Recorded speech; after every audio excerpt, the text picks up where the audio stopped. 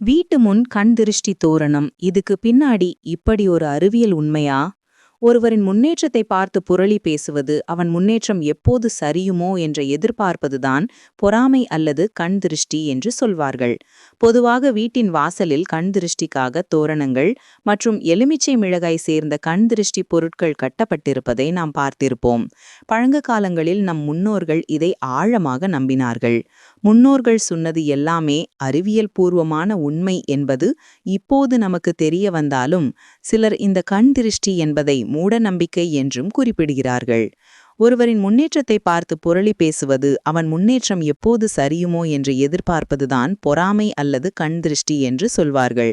இந்த நிலையை போக்குவதற்கும், இந்த எண்ணத்துடன் தனது வீட்டுக்கு வருபவர்களால் தங்கள் குடும்பத்தில் இருக்கும் யாருக்கும் எந்த பாதிப்பும் வந்துவிடக்கூடாது, அதே சமயம் தொழிலும் முடங்கிவிடாமல் நல்லபடியாக நடக்க வேண்டும் என்பதை குறித்துதான் இந்த கண் திருஷ்டி பொம்மை அல்லது தோரணங்கள் கட்டப்படுகிறது.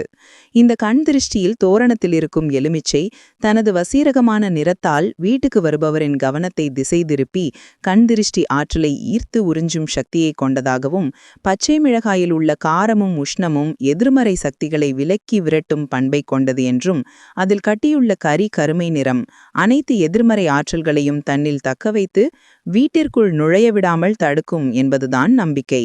அதே சமயம் இதில் அறிவியல் நன்மைகளும் இருக்கிறது. எலுமிச்சையில் உள்ள லிமோனின் கிருமிகளை எதிர்க்கும் பண்புகளை கொண்டது.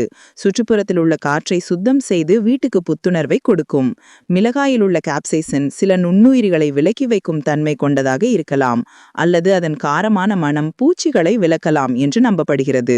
இந்த தோரணங்கள் விரைவில் வாடிவிடுவதன் மூலம் சுற்றுப்புறத்தில் உள்ள ஈரப்பதம் மற்றும் வெப்பநிலையின் மாற்றங்களை மறைமுகமாக குறிக்கலாம்.